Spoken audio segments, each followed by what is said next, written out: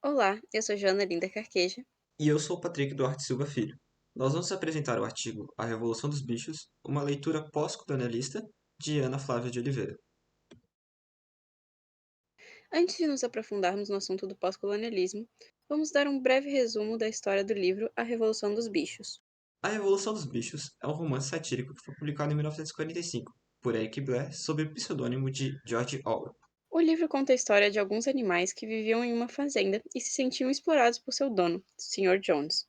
Por isso, motivados pela visão ocorrida em um sonho do porco-major, um dos mais velhos, os animais decidem fazer uma revolução e expulsar os humanos da fazenda, com o intuito de viver em igualdade entre eles. Ao longo da narrativa, os animais, que tinham como um de seus mandamentos todos os animais são iguais, passam a ter obrigações diferentes e a viver de forma não tão igualitária. Em pouco tempo, as regras estabelecidas primeiramente por todos se desfazem ou são alteradas favorecendo o modo de vida dos porcos, que ao final do romance se tornam tão exploradores quanto os humanos. Agora vamos falar um pouco da relação entre a Revolução Russa, seus desdobramentos e a Revolução dos Bichos.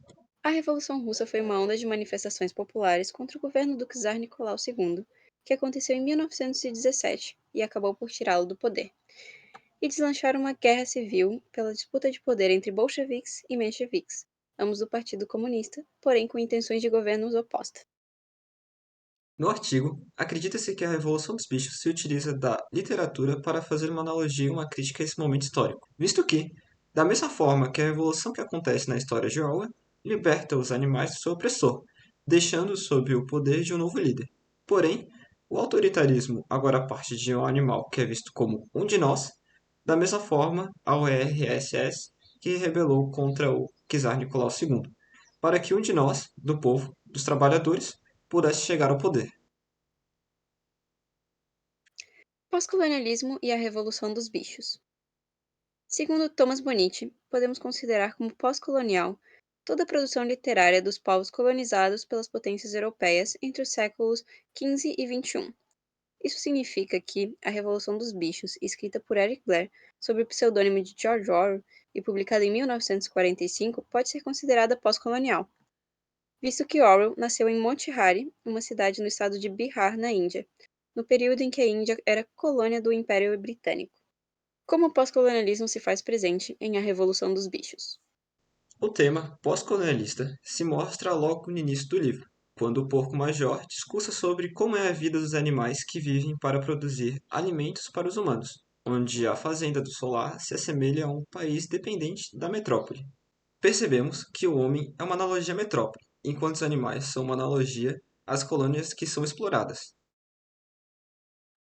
Sabemos que, em se tratando do contexto histórico vivido por Orwell, a expulsão dos humanos da fazenda representa a expulsão do czar Nicolau II do poder.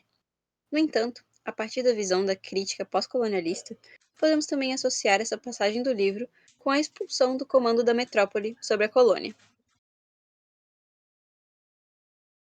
Outro aspecto é a transculturação, que acontece sempre que duas ou mais culturas se mesclam, onde nenhuma dessas culturas será totalmente extinta e nenhuma delas prevalecerá totalmente. O que acontece é sempre a transculturação, que resulta em uma neocultura. No livro, os porcos apropriam-se da cultura dos humanos de tal forma que ela se sobrepôs à cultura anterior. Porém, eles continuavam sendo porcos e provavelmente alguns aspectos de sua cultura e natureza, como roncar ou ter o corpo coberto por uma grossa camada de pelos, continuaram a existir. A transculturação é um aspecto do pós-colonialismo, que assolou principalmente países colonizados. Nesses países, as culturas já existentes antes da colonização europeia foram menosprezadas em primazia às culturas dos colonizadores europeus.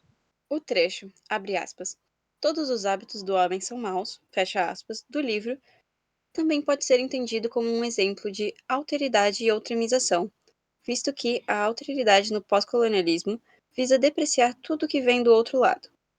Logo, quando os bichos acreditam que tudo que vem do homem é ruim, portanto não deve fazer parte da cultura dos bichos, eles estão outremizando os humanos.